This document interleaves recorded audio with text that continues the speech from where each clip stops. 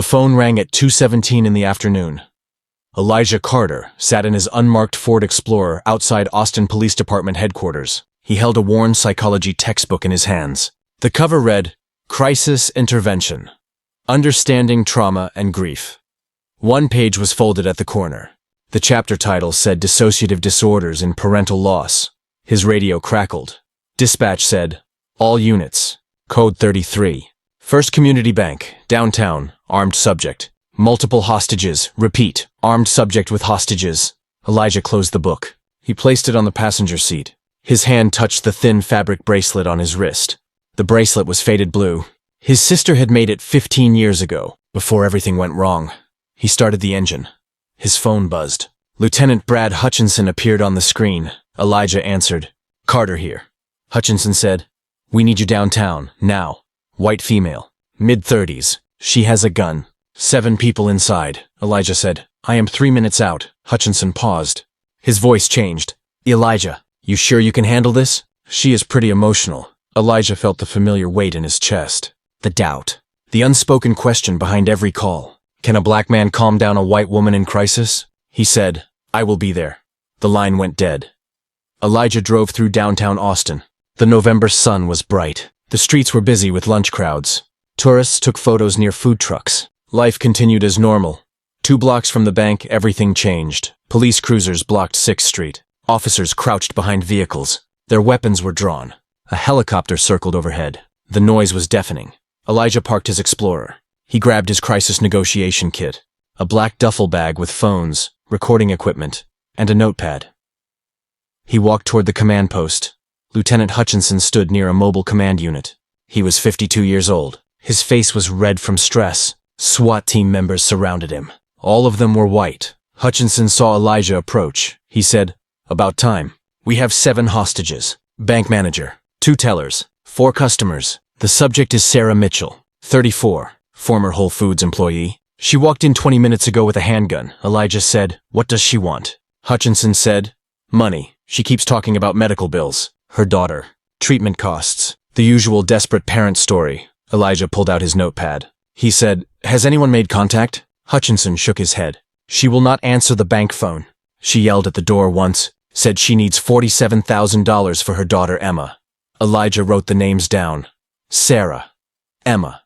47,000. A SWAT team member stepped forward. His name was Officer Davis. He said, Sir, we should just go in. Every minute we wait gives her more time to hurt someone. Hutchinson looked at Elijah. His eyes measured him, judged him. He said, What do you think? Elijah said, I think we should talk to her first. Find out what she really needs, Davis scoffed. He said, Talk? She has a gun, Elijah said. Most people with guns do not want to use them. They want to be heard. Hutchinson crossed his arms. He said, You have 30 minutes. If she does not come out, we go in. Elijah nodded. He walked toward the bank entrance. If you believe justice is still alive, show us by hitting that subscribe button right now. This is Tales of Black Justice, where we share true stories of people who were pushed down but rose up stronger. Press like button if you stand with those who refuse to stay invisible. The bank was a 2-story building. Red brick, large glass windows in front. Those windows were now covered with paper from inside. Someone did not want police to see. Elijah stopped 30 feet from the entrance. He could see movement behind the paper. Shadows. People standing still. He picked up his radio. He said, Command, this is Carter. I need the bank phone line patched to my cell, Hutchinson replied. Stand by. 10 seconds later. Elijah's phone buzzed. A new number appeared. Direct line to the bank. He pressed call. The phone rang. Once, twice, 3 times a woman's voice answered, shaking, frightened. She said, Who is this? Elijah kept his voice soft. Calm. My name is Elijah Carter. I am with Austin Police. I am a crisis negotiator. I am here to help you. Silence. Then Sarah said, I do not need help. I need money. $47,000. For my daughter. She needs treatment. Elijah said, I understand. What is your daughter's name? Sarah said, Emma. She is 9 years old. She has leukemia. The hospital will not treat her without payment. I lost my job. I lost everything. Elijah heard the pain in her voice. Real pain, bone deep. He said, Sarah, that is your name, right? She said, yes. Elijah said, Sarah, I am going to help you. But first I need to know, is everyone inside okay? Sarah said, "They are fine. I did not hurt anyone. I would never hurt anyone." Elijah wrote on his notepad. "Nonviolent language. Protective of others. Good signs," he said. "That is good. Sarah, that tells me you are a good person in a bad situation." Sarah started crying. The sound came through the phone. Broken. Raw. She said, "No one believes me. The bank said no. The hospital said no. My boss said no. Everyone said no. What am I supposed to do? Let my daughter die." Elijah closed his eyes. He thought about his sister, the hospital, the police. The moment everything broke, he said, "Sarah, I believe you. I hear you. And I am not going to let you down." Behind him, Hutchinson spoke into his radio. "SWAT, take positions. Be ready for entry." Elijah turned. He looked at Hutchinson. Their eyes met. Elijah shook his head. "Not yet." Hutchinson pointed at his watch. 27 minutes left.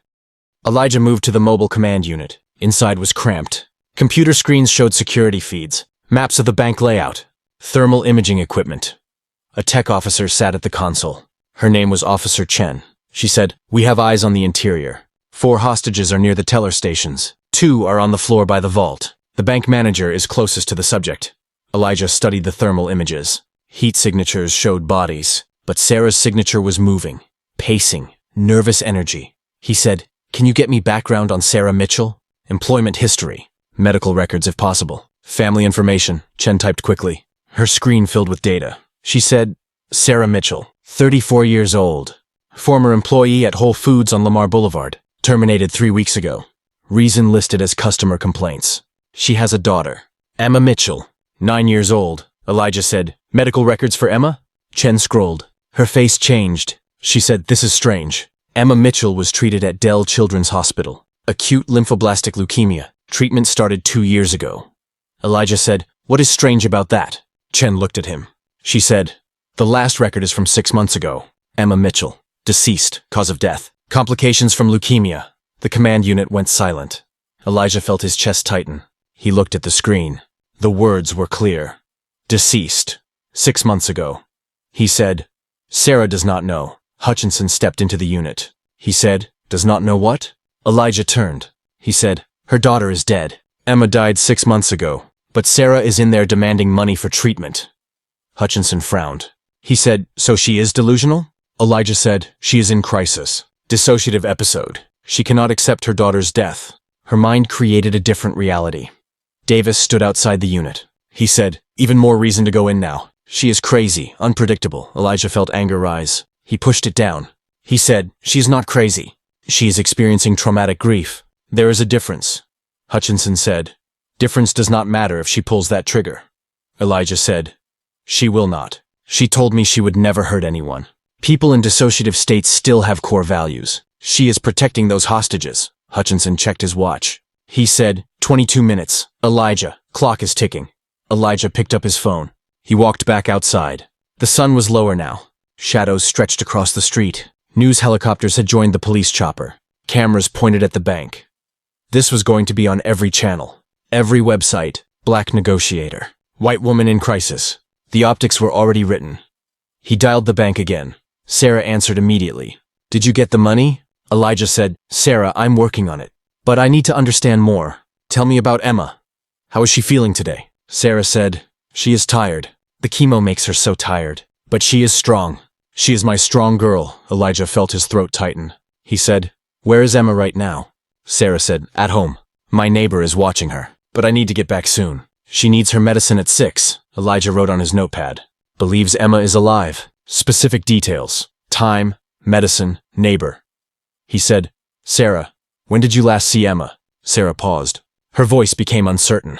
"This morning, before I came here, she hugged me. She said, 'Mommy, come back soon.'" Elijah said, "That must have been wonderful. What was she wearing?" Sarah said, Her pink pajamas. The ones with the butterflies." Elijah heard the crack in her voice. The doubt creeping in, he said, "Sarah, I need to ask you something, and I need you to trust me. Can you do that?" Silence. Sarah said, "What?" Elijah said, "When was the last time Emma hugged you? Really hugged you? Do you remember?" Sarah's breathing changed, faster, panicked. She said, "This morning." "I told you," Elijah said. "Sarah, think carefully. I am not trying to trick you. I am trying to help you remember." Sarah said, "Stop. Stop talking. Just get me the money." The line went dead. Elijah lowered his phone. He looked at the bank, the paper-covered windows, the shadows inside. Hutchinson appeared beside him. He said, "What happened?" Elijah said, "I pushed too hard. She is not ready to face the truth." Hutchinson said, "Elijah, we do not have time for therapy. Either you get her out, or we go in." Elijah turned to face him. He said, "If you go in, she will die, and those hostages might die. Is that what you want?" Hutchinson stepped closer. His voice dropped. "What I want is for you to do your job. I gave you this chance because you are supposed to be the best. But if you cannot handle a white woman in crisis, I need to know now." The words hung in the air. Unspoken accusation. Black man. White woman. Old fears. Old prejudices. Elijah felt the bracelet on his wrist. His sister's gift. He remembered her in the hospital. The police officers who did not listen. Who saw a black woman in distress and called her threatening. Who put hands on her when she cried. He said, "I can handle this. Give me more time." Hutchinson said, 15 minutes. Then SWAT goes in. Elijah sat in his Explorer. He needed to think, to plan, to find the right words. He opened the psychology textbook, the folded page, Dissociative Disorders and Parental Loss. The text explained, when a parent loses a child, the mind sometimes creates protective fiction. The parent believes the child is still alive, still needs care. This belief gives purpose, gives reason to continue living. Breaking through the fiction requires trust, gentleness, and time. Time he did not have. His phone rang. "Unknown number," he answered. "Carter," a woman's voice said. "Is this the Negotiator?" Elijah sat up. He said, "Yes, who is this?" The woman said, "My name is Patricia. I am Sarah's neighbor. I saw the news. I need to tell you something." Elijah grabbed his notepad. He said, "Go ahead." Patricia said, "Sarah's daughter died 6 months ago. Emma. She was a sweet girl. The leukemia was too aggressive. Sarah was devastated. After the funeral, she stopped talking to people. She kept Emma's room exactly the same. She set the table for 2 every night." Elijah said, "Did Sarah ever acknowledge Emma's death?" Patricia said, "No. She talks about Emma like she's still alive. I tried to help. I suggested therapy, but Sarah got angry. She said I was giving up on her daughter. I did not know what to do." Elijah said, "Patricia, this is important. Does Sarah have any history of violence?" Patricia said, "Never. She is the gentlest person I know. She would not hurt a fly. That is why this is so shocking." Elijah said, "Thank you. This helps." Patricia said, "But please, do not let them hurt her. She is a good person. She just needs help." The line ended. Elijah looked at his watch. 11 minutes left. He called the bank again. Sarah answered. "Leave me alone." Elijah said, "Sarah, I spoke to Patricia." Silence. Long and heavy, Sarah said, "You had no right." Elijah said, "She cares about you. She is worried." Sarah said, "She does not understand." "No one understands. Emma needs me." Elijah said, "I understand more than you think." "Sarah, I want to tell you something about me. Something I do not talk about often." Sarah said nothing, but she was listening. Elijah said, "I had a sister. Her name was Janelle. She struggled with depression. One night, she had a breakdown. Someone called the police. I was not there yet. I was still in the army. The officers who responded, they did not see someone who needed help. They saw a threat. They hurt her," Sarah said quietly. "What happened to her?" Elijah touched his bracelet. He said, "She survived, but she was never the same. That is why I became a negotiator, because I believe people in crisis deserve compassion, not force." Sarah started crying again. She said, "I am so tired. I am so tired of fighting. Fighting the bills, fighting the hospital, fighting everyone who said no." Elijah said, "I know. You have been strong for so long. But Sarah, you do not have to fight anymore." Sarah said, "But Emma, she needs. Her voice broke. Elijah said gently, "Sarah, when did Emma stop needing you?" The question hung between them. Sarah sobbed. Deep, guttural sounds of pain. She said, 6 months. It has been 6 months." Elijah closed his eyes. There it was, the crack in the fiction. He said, "Emma is not at home." "Is she?" Sarah said. "No." Elijah said, "Where is Emma?" Sarah whispered, "Evergreen Cemetery. Plot 42. Under the oak tree." The truth was out, behind Elijah. Hutchinson spoke into his radio. "Hold positions. Repeat, hold positions." Elijah said, "Sarah, I am so sorry." "I am so sorry for your loss," Sarah said. "I could not save her. I tried everything. I sold my car. I worked 3 jobs. I begged the hospital. But it was not enough. Nothing was enough." Elijah said, "You did everything a mother could do. Emma knew you loved her," Sarah said. "Then why did she leave me? Why did she go? Elijah said, because that is what happens with this disease. It was not your fault. You did not fail her. Sarah said, I failed. I failed. I could not save her. Elijah heard something in the background. Movement. Shuffling. He said, Sarah, what are you doing? Sarah said, I do not want to fight anymore. I am tired. I want to be with Emma. Alarm shot through Elijah. He said, Sarah, do not do anything. Please, talk to me. Sarah said, you have been kind. Thank you. But I cannot do this anymore. The line went dead. Elijah jumped out of his Explorer. He ran to Hutchinson. He said, she is going to hurt herself. We need to go in, now, but no weapons. Just me. Hutchinson said, absolutely not. SWAT goes first. Elijah said, if SWAT goes in, she will panic. She will pull the trigger. On herself or someone else. Let me go, alone, Davis said. That is suicide. You are not going in alone. Elijah looked at Hutchinson. Man to man. You said I had this. Let me finish it. Hutchinson stared at him. The seconds stretched. Finally he said, if this goes south, it is on you. I should have sent a white negotiator. The words cut, sharp and deep, but Elijah did not flinch. He said, I am going in. Elijah stood 30 feet from the bank entrance. Behind him, Lieutenant Hutchinson and the SWAT team waited. Officer Davis stepped forward. His tactical vest was thick. His rifle was ready, he said. Sir, let us go in first. Secure the area. Then you can talk. Elijah shook his head. He said, if you go in, she will panic. Someone will get hurt, Davis said. And if you go in alone, you will get hurt. You are not wearing a vest. You have no weapon. This is suicide. Hutchinson crossed his arms. He said, Davis has a point. Elijah. This is against protocol. Elijah turned to face them both. His voice was calm but firm. Protocol gets people killed in situations like this. Sarah is not a trained criminal. She is not a terrorist. She is a grieving mother in crisis. If she sees tactical gear and rifles, she will think we are there to hurt her, Hutchinson said. And if she shoots you?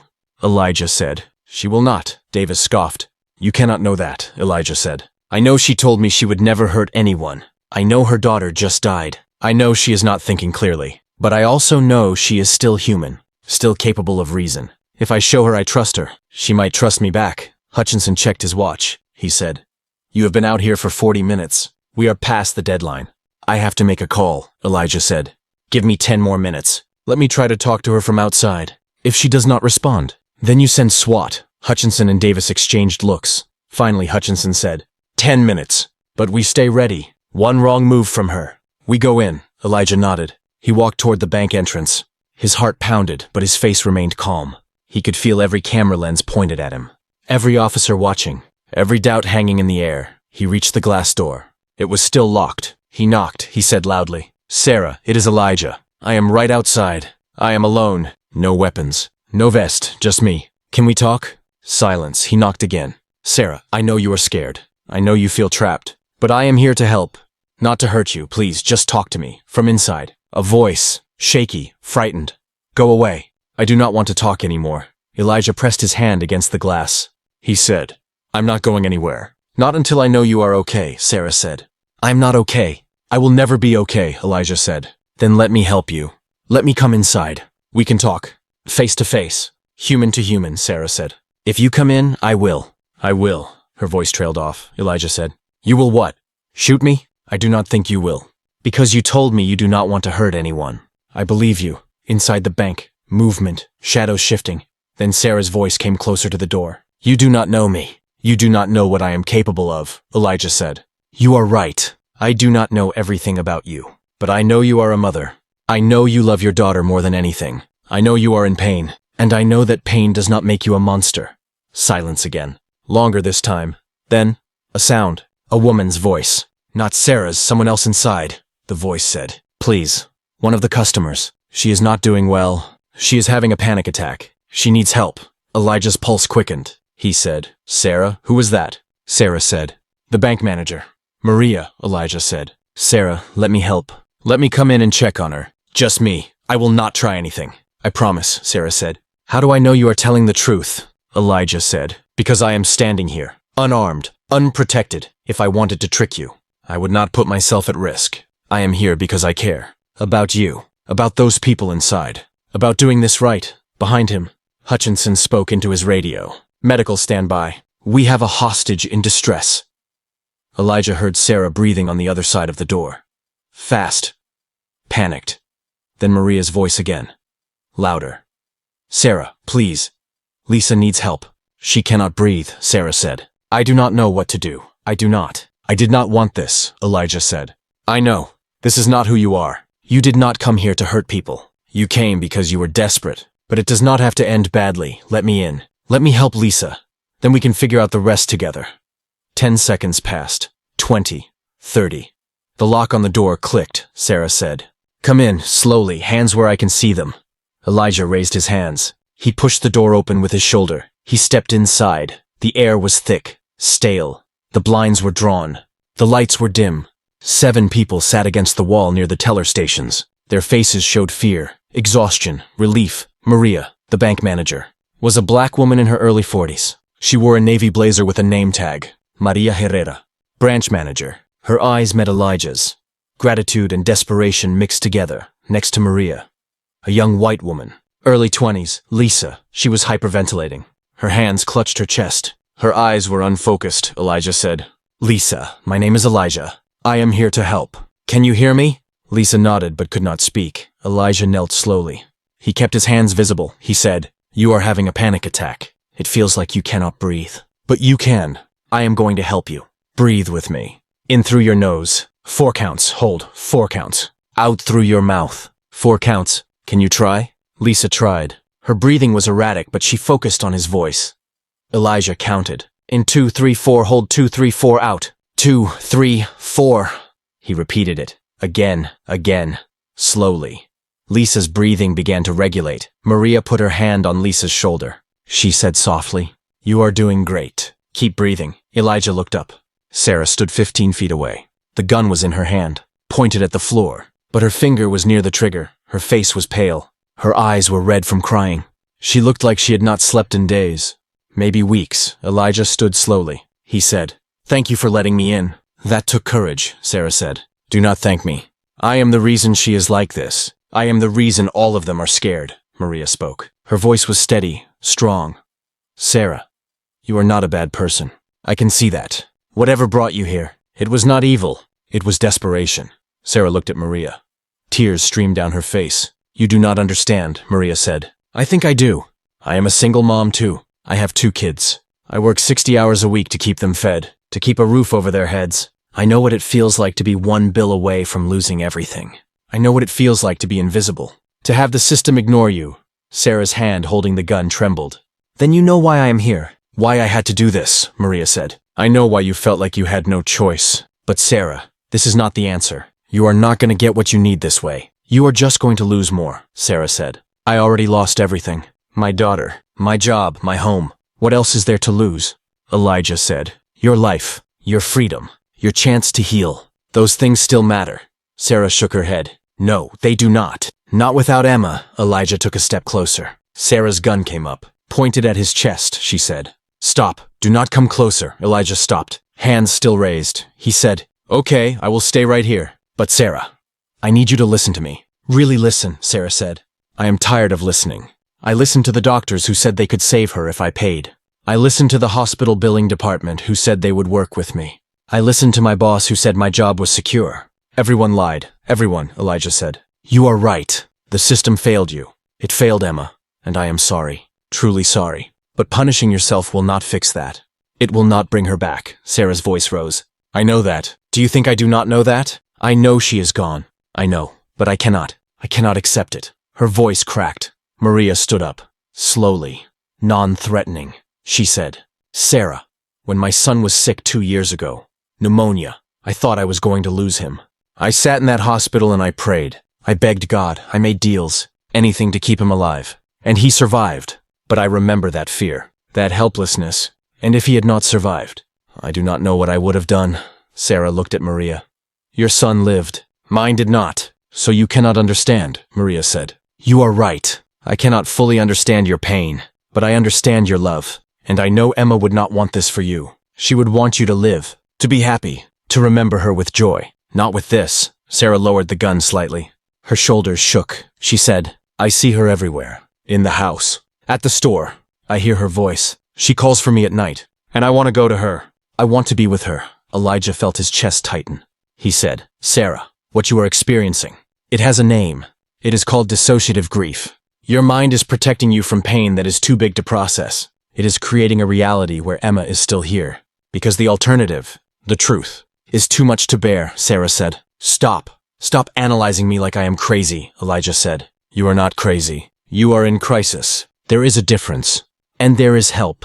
Real help, therapy, support groups, medication if you need it. People who specialize in grief.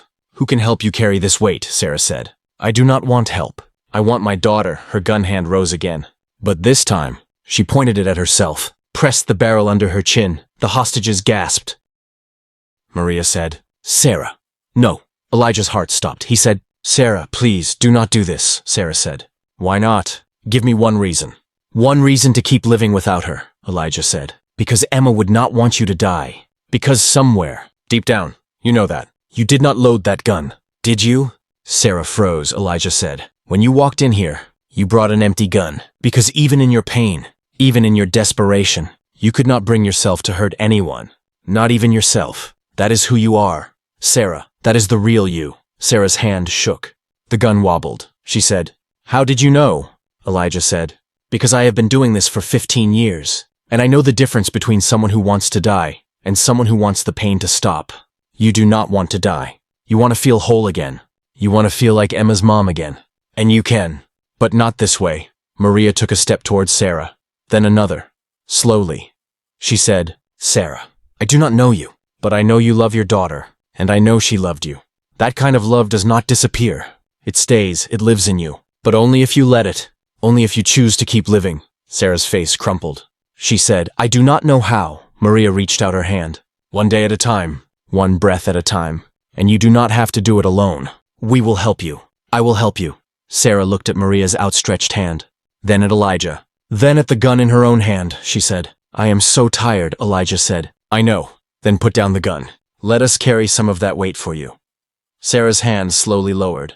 The gun moved away from her chin, down to her side. Then she opened her hand. The gun fell to the floor with a metallic clatter. Sarah collapsed.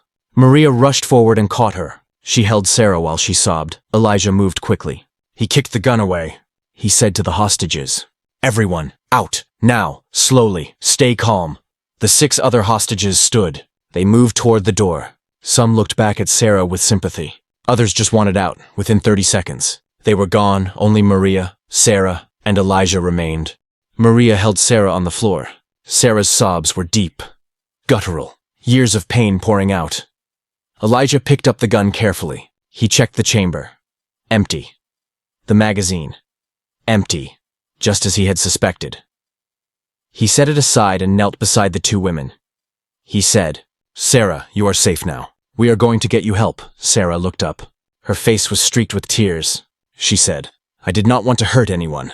I just wanted someone to listen, to see me, to acknowledge that I existed. Maria stroked Sarah's hair. She said, We see you. You are not invisible, Elijah said. Sarah, I need to ask you something, and I need you to trust me. Can you do that? Sarah nodded weakly. Elijah said, Tell me about Emma. What was she like? Sarah's face softened.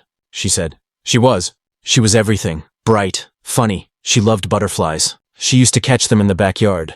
She would hold them so gently, then let them go. She said they deserved to be free, Elijah said. She sounds wonderful, Sarah said. She was so brave. Even when she was sick, even when the chemo made her so weak she could barely stand. She never complained. She just smiled and told me it would be okay, Maria said. How old was she? Sarah said, 9.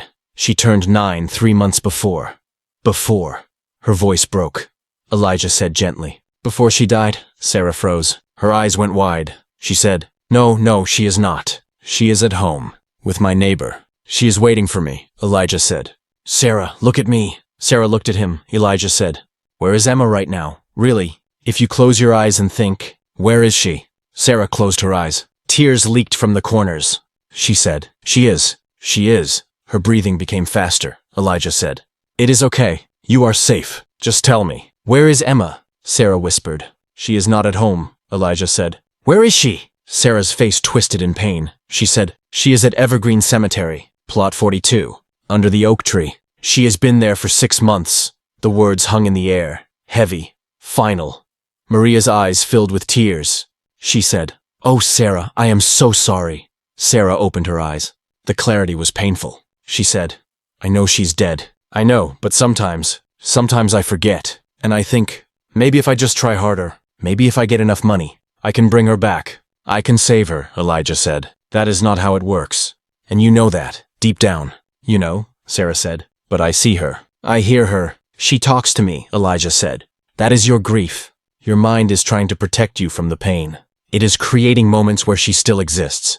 But Sarah, those moments are not real. Emma is gone, and nothing you do will bring her back. Sarah sobbed. She said, I know, but I do not want to let her go. If I let her go, then she is really gone, and I will be alone, Maria said. You will not be alone. You have people who care, people who want to help. Sarah shook her head. No one cares. I lost my job. My friends stopped calling. My family, they said I needed to move on. How do you move on from losing your child? Elijah said. You do not move on. You move forward. There is a difference. Moving on means forgetting. Moving forward means carrying her memory with you. But living, really living, not just surviving, Sarah said. I do not know if I can, Elijah said. You can, because you already did the hardest part. You reached out. You asked for help. Even if it was in a way that scared people. You showed up. That takes strength, Sarah said. I brought a gun into a bank. I held people hostage. That is not strength. That is insanity, Elijah said. It was a crisis, a breaking point. But it does not define you. What defines you is what you do next, Maria said. Sarah, when this is over, when you get the help you need, I want you to know, I will be there. I will check on you. I will make sure you are not alone. Sarah looked at Maria. She said, Why? You do not even know me, Maria said. Because I am a mother too, and because I know that in a different world, with different circumstances. I could have been you. We are not that different. You just got dealt a worse hand. Sarah started crying again. But these tears were different, softer, less desperate. Elijah stood. He offered his hand to Sarah. Come on, let us get you out of here. Sarah took his hand. He helped her to her feet. She was unsteady, weak from hours of stress. Maria supported her other side. Together. The three of them walked toward the door. Outside. The sun was lower. The sky was orange and pink. The police lights still flashed. Cameras still recorded. But as they emerged, something unexpected happened. The crowd. The officers. The onlookers. They did not yell. They did not jeer. They watched in silence. Sarah looked at them. She said, They hate me, Elijah said. No, they see you. And some of them understand. 2 EMTs rushed forward with a stretcher, Sarah said. I do not need a stretcher. I can walk, the lead EMT. A woman named Jennifer said. It is protocol. But more than that, you have been through trauma. Let us take care of you. Sarah sat on the stretcher. Maria held her hand. Sarah looked at Elijah. She said, What happens now? Elijah said, You will go to the hospital. They will evaluate you. Then you will go to a psychiatric facility, not prison, a place where they can help you. Travis County has a mental health court for people in crisis. You will get therapy, counseling, support, Sarah said. And after that, Elijah said, After that, you rebuild, slowly, one day at a time. You honor Emma's memory. You help other people who are where you are now. You turn this pain into something meaningful, Sarah said. You really think I can do that? Elijah said. I know you can, because you already started. You let that gun go. You chose life. Everything else comes from that choice. The EMTs began to wheel Sarah toward the ambulance. Maria walked beside her. She said, I meant what I said. I will visit you. I will make sure you are okay. Sarah squeezed her hand. She said, Thank you. For not hating me, Maria said. I could never hate someone in pain. As the ambulance doors closed, Elijah stood alone. He watched it drive away. Siren silent. Just lights. Lieutenant Hutchinson approached. His face was different. Humbled. He said, Elijah, I do not have words, Elijah said. Then do not say anything. Just learn from this. Teach others. Make sure the next officer in this situation knows. Force is not always the answer. Hutchinson nodded. He said, I will. I promise, behind them. Officer Davis approached. The SWAT team member who had wanted to storm in, he said. I owe you an apology. I was wrong. You saved her life. You saved all of them, Elijah said. We all did our jobs. You were ready to go in if needed. I was ready to talk. Both were necessary. Davis extended his hand. Elijah shook it. The cameras captured it all. The black negotiator. The white lieutenant. The unity. But Elijah knew the truth. This was one moment. One victory. Tomorrow, he would have to prove himself again. And again. And again. But tonight, he had saved 8 lives. including his own. Sarah was placed on a stretcher. She was not handcuffed. She was treated as a patient, not a criminal, Dr. Reyes said to Elijah. This will go to Travis County Mental Health Court, not criminal court. She needs treatment, not prison. Elijah nodded. He said, I will testify. I will make sure she gets help. As Sarah was wheeled out, the crowd outside erupted, not in cheers, but in something quieter. Respect, understanding. Cameras captured everything. The black negotiator walking beside the stretcher, the white woman crying. The moment of shared humanity. Hutchinson met Elijah outside. His face was different now, softer. He said, You did good work, Carter. I was wrong. About the time. About other things. Elijah knew what he meant. The unspoken apology. He said, She needed someone to listen. That is all. Hutchinson extended his hand. Elijah shook it. Hutchinson said, I am recommending you for chief negotiator. This department needs your approach. Elijah said, Thank you, sir. As Hutchinson walked away, Davis approached, the SWAT officer who had been so eager to storm in. He said, I owe you an apology. I did not think talking would work. But you saved 7 lives today. Maybe 8. Elijah said, We all did our jobs. Davis said, No, you did more than that. You saw a person when everyone else saw a threat. That takes something special. The Austin American-Statesman ran a front-page story. The headline read, From Crisis to Healing. How one negotiator changed everything. The article detailed Sarah Mitchell's journey. After the bank incident, she had been admitted to Austin State Hospital, a psychiatric facility specializing in trauma and grief, for 6 months. Sarah received intensive therapy, grief counseling, treatment for dissociative disorder. She attended support groups for parents who had lost children. The medical debt that had destroyed her life? $47,000. A nonprofit called Emma's Legacy Fund had been established. Anonymous donors contributed. Within 2 weeks, the debt was erased. Sarah was given supportive housing through a Travis County program.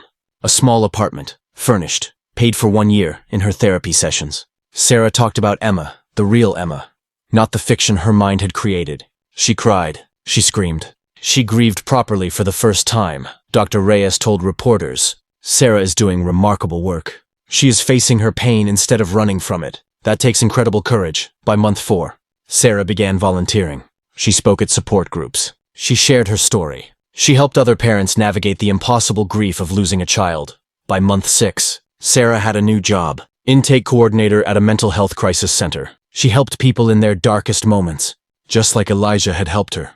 When asked about that day in the bank, Sarah said, I was not in my right mind, but Elijah saw past my actions.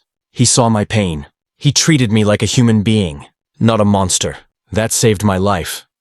Elijah stood in his new office at Austin Police Department headquarters. The nameplate on the door read, Chief Crisis Negotiator. His salary had increased, $78,000 to $92,000 per year. But more than that, his approach had become department policy. APD had implemented mandatory mental health crisis training for all officers. Every cop now learned de-escalation, empathy, active listening, the program was called. Carter Protocol. Lieutenant Hutchinson had retired, but before he left, he had written a letter to the police chief. The letter praised Elijah's work. It acknowledged the department's past failures. It called for systemic change. The letter ended with, Officer Carter saved lives that day, but more importantly, he showed us a better way forward. We have a choice. We can see people in crisis as threats, or we can see them as human beings who need help. I choose the latter, and I hope this department will too. On a Saturday afternoon, Elijah visited Evergreen Cemetery. He walked through the rows of headstones until he found plot 42. Under the oak tree, Emma Mitchell's grave was small, simple. The stone read, Emma Rose Mitchell, beloved daughter. Gone too soon but never forgotten. Fresh flowers covered the grave. Sunflowers, Emma's favorite. Elijah knelt. He placed his hand on the stone. He said quietly, Your mom is okay, Emma. She is healing. She talks about you every day. The real you, not the version her mind created. She remembers your laugh, your love for butterflies, your strength. Behind him, a voice said, Thank you. Elijah turned. Sarah stood 20 feet away. She looked different, healthier. Her eyes were clear. Her posture was stronger. She walked closer. She said, I come here every Saturday to talk to her, to remember. Elijah stood. He said, That is good. Remembering is important. Sarah looked at Emma's grave. She said, I am not okay yet. Some days are still hard, but I am better.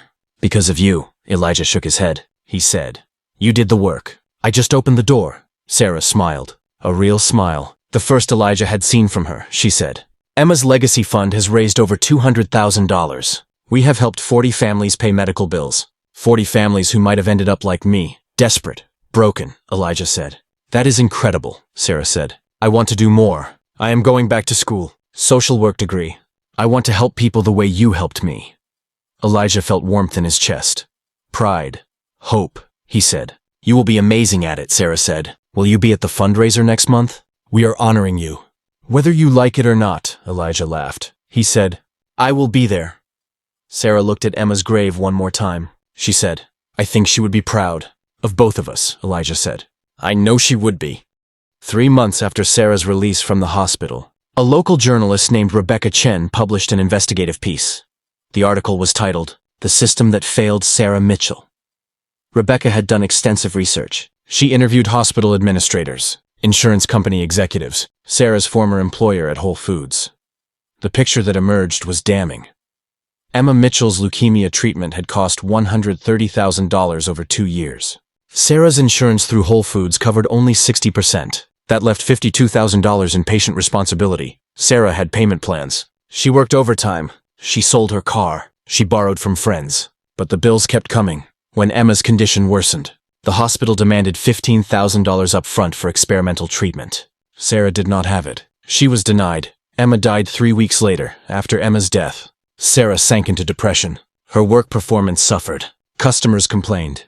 Not because Sarah was rude, but because she was visibly grieving. Crying at the register. Losing focus. Whole Foods terminated her employment. Reason given. Failure to maintain professional standards. Sarah applied for unemployment benefits. Denied. She applied for emergency medical debt relief. Denied. She applied for mental health services through the county waitlist. 6 months. 6 months she did not have. Rebecca's article concluded. Sarah Mitchell did not fail the system. The system failed Sarah Mitchell. And it is failing thousands of others just like her. The article went viral. It was shared 50,000 times in the first week. National news outlets picked it up. Suddenly, Sarah's story was everywhere. Politicians took notice. Texas State Senator Maria Gonzalez introduced a bill, the Emma Mitchell Medical Debt Protection Act.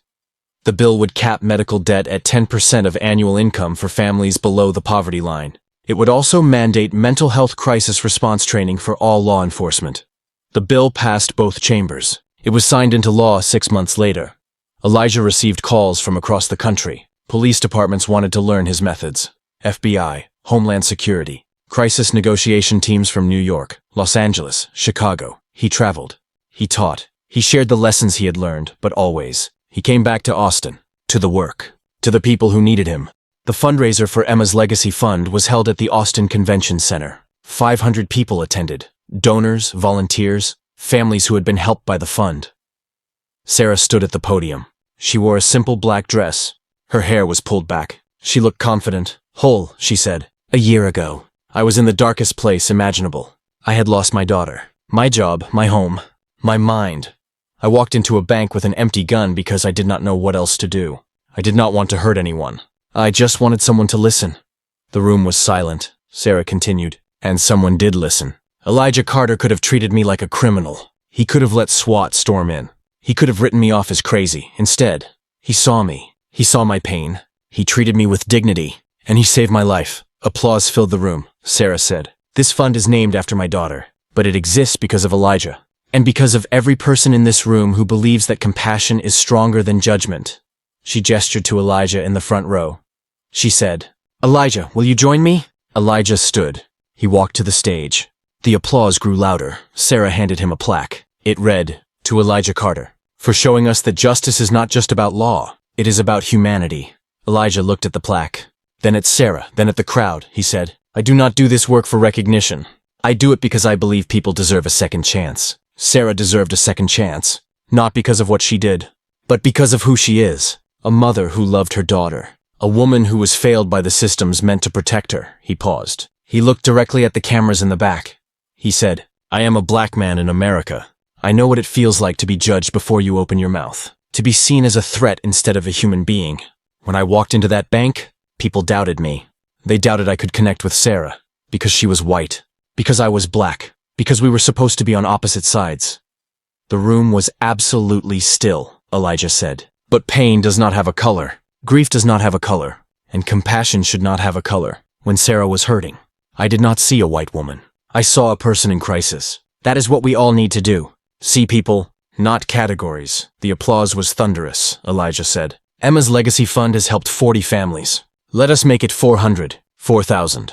Let us build a system that does not let people fall through the cracks, where medical bills do not drive people to desperation, where mental health care is not a luxury, where crisis means help is coming, not violence. The crowd stood. Ovation after ovation. Sarah stood beside Elijah. Tears streamed down her face, but they were different tears now. Not grief, not despair, but hope. 6 months after the fundraiser, Elijah sat in a college classroom, University of Texas. He had been invited to speak to criminal justice students. The professor introduced him. This is Chief Crisis Negotiator Elijah Carter. He has successfully resolved over 200 crisis situations in his career. His methods have changed how law enforcement approaches mental health emergencies across the country. Elijah stood at the front of the room. 50 students watched him. Some were white, some were black, some were Hispanic, Asian, all were young. All were hopeful. A white student raised her hand. She said, "Chief Carter, what do you say to people who think you were too soft? That you risked lives by not going in harder?" Elijah nodded. He said, "I say this. Force is easy. Violence is fast, but both leave permanent damage. Sarah Mitchell could have died that day. 7 hostages could have died. And for what? To prove we were tough? To show we do not negotiate?" He walked between the rows of desks. He said, "Every person in crisis is someone's daughter, someone's son, someone's mother, someone's brother. When we treat them as disposable, we lose our own humanity." Another student, a black man, raised his hand. He said, "But what about the racism you faced? Lieutenant Hutchinson doubted you. Other officers doubted you. How did you handle that?" Elijah stopped. He touched the bracelet on his wrist. He said, "I handled it by doing my job better than anyone expected. I handled it by proving them wrong, not with anger, but with results. Could I have quit? Yes. Could I have demanded respect up front? Yes, but I chose to earn it. Through competence, through compassion, through success." He paused. He said, "And here is the truth. That should not be the standard. Black professionals should not have to be twice as good to get half the recognition. But until the system changes, we do what we must. We show up, we excel, we prove our worth. And slowly, painfully, the system begins to see us differently," a Latina student said. "Do you think things are really changing?" Elijah smiled. He said, "Yes, because of people like Sarah. People like you." Sarah could have stayed silent after her recovery. She could have hidden her story. Instead, she made it public. She helped change the law. She helped 40 families, soon to be hundreds more. He returned to the front of the room. He said, "Change does not happen because one person does one heroic thing. Change happens because ordinary people refuse to accept the way things are. Sarah refused to let her daughter's death be meaningless. I refuse to let my sister's pain be forgotten. You, all of you, will refuse to let injustice continue unchallenged." The room was silent, engaged, listening, Elijah said. "So when people ask if I was too soft, I tell them this. I saved 8 lives that day, 7 hostages, and 1 woman who the system had already given up on. That is not soft. That is strength. Real strength." After class, several students approached Elijah. They thanked him. They asked for advice. They shared their own stories of family members in crisis. One young black woman, her name was Jasmine, she said, "My brother has schizophrenia. Last year, police were called during one of his episodes. They tased him. He was hospitalized for a week. I felt so helpless." Elijah listened. He said, "You were not helpless. You were there for him. That matters. And now you are here, learning how to make the system better. That is how change happens." Jasmine nodded. She said, "I want to be a crisis negotiator. Like you. I want to help people like my brother." Elijah handed her his card. He said, "When you graduate, call me. We need people like you." That evening, Elijah drove to Evergreen Cemetery. The sun was setting. Orange light filtered through the oak trees. He walked to Emma's grave. The flowers were fresh. Sarah had been here recently. Elijah knelt. He said, "Emma, your mom spoke to 300 people today. She told them about you, about your strength, your kindness. She is making sure your life mattered. And it did. It does." He touched the headstone. He said, "I think about you sometimes, about what you would have become. A doctor maybe, a teacher, an artist. The world lost something precious when you left. But your mom, she is making sure that loss creates something beautiful. Hope for others." Elijah stood. He looked at the sunset. He thought about his sister Janelle. She was alive now, stable. working as a librarian in Houston. They talked every Sunday. He thought about Sarah, thriving, helping others, building a new life from the ashes of the old one. He thought about the students he had just met, the next generation of law enforcement. Maybe, just maybe, they would do better. 2 years after the bank incident, Sarah Mitchell stood in front of the Texas state capitol. Cameras surrounded her. Reporters asked questions. Politicians stood beside her. Governor Martinez stepped to the podium. She said, "Today, I am signing into law the Emma Mitchell Medical Debt Protection Act. This law will protect thousands of Texas families from the financial devastation that leads to crisis. It will save lives." The governor signed the bill. Applause erupted. Sarah spoke next. She said, "My daughter died because I could not afford treatment. That should never happen to anyone. This law does not bring Emma back, but it means other children will get the care they need. Other parents will not face the choice between bankruptcy and their child's life." After the ceremony, Elijah met Sarah on the Capitol steps. She said, "We did it," Elijah said. "You did it. I just helped you see the path," Sarah said. "You did more than that. You gave me back my life. You showed me that even in the darkest moment, there is a way forward," Elijah said. "You showed me something too, that justice is not just about punishment. It is about restoration, healing, second chances." Sarah looked at the Capitol building. She said, "Emma would have loved this. She always wanted to help people," Elijah said. "She is, through you." 3 months later, Elijah received a call from the FBI. They wanted him to train their crisis negotiation teams, to share his methods nationwide. He accepted. Over the next year, Elijah traveled to 20 cities. He taught hundreds of officers. He showed them how to see people instead of problems, how to listen instead of command, how to heal instead of harm. In Detroit, a black negotiator used Elijah's methods to talk down a veteran with PTSD. No shots fired. The veteran got treatment. In Phoenix, a Latina negotiator applied the same techniques with a teenage girl in crisis. The girl survived. She graduated high school 2 years later. In Seattle, an Asian negotiator resolved a domestic situation using empathy and patience. Both people got counseling. The relationship healed. Elijah's methods spread, not because they were soft, but because they worked. 5 years after the bank incident, Emma's legacy fund had helped over 1,000 families. The fund had expanded beyond Texas. It operated in 12 states. Sarah was the executive director. She earned $70,000 per year. She had published a book. After Emma, Finding Hope in Impossible Grief. The book became a bestseller. Sarah donated all proceeds to the fund. Elijah was promoted again.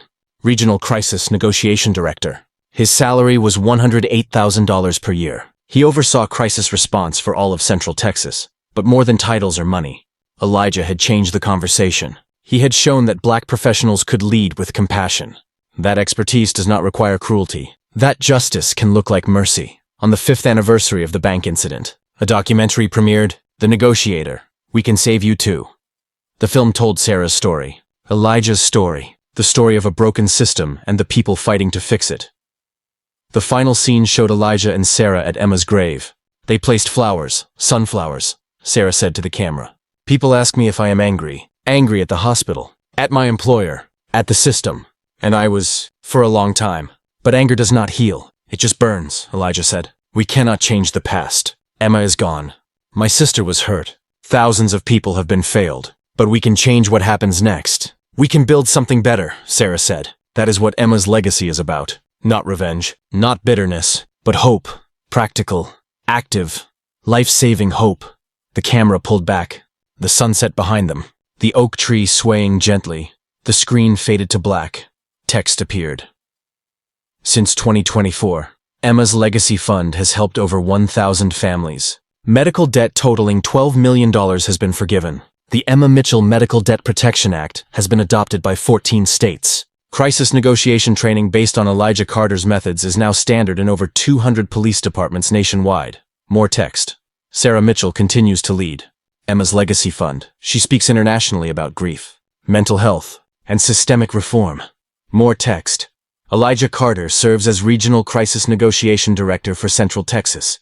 He has successfully resolved over 400 crisis situations. 0 fatalities under his direct negotiation. Final text. This is not just a story about one day. It is a story about what happens when we choose compassion over force. When we see people instead of problems. When we believe that everyone, regardless of color, regardless of circumstance, deserves a chance to be saved. We can save you too. This is Tales of Black Justice. Today you heard the story of Elijah Carter, A black man who was doubted, dismissed, told he could not connect with a white woman in crisis. But he proved them wrong. Not with anger, not with force, but with expertise, with humanity, with the understanding that pain does not see color. Elijah saved 8 lives that day. But more than that, he changed a system. He showed that justice is not just about law. It is about seeing the humanity in every person, even those the world has given up on. If you believe that expertise and compassion can cross every line of prejudice, if you believe that black professionals do not just deserve a seat at the table, but deserve to lead with their own methods, their own values, their own strength, then subscribe now. Hit that like button if you stand with those who refuse to accept the world as it is, who fight to make it better. One conversation, one life, one moment of compassion at a time. Share this story, because somewhere, someone is in crisis. Someone is being judged instead of heard. Someone needs an Elijah Carter in their corner. This is Tales of Black Justice, where we do not just tell stories of survival. We tell stories of transformation, of expertise overcoming prejudice, of humanity winning. Subscribe, share, and never forget, we can save you too.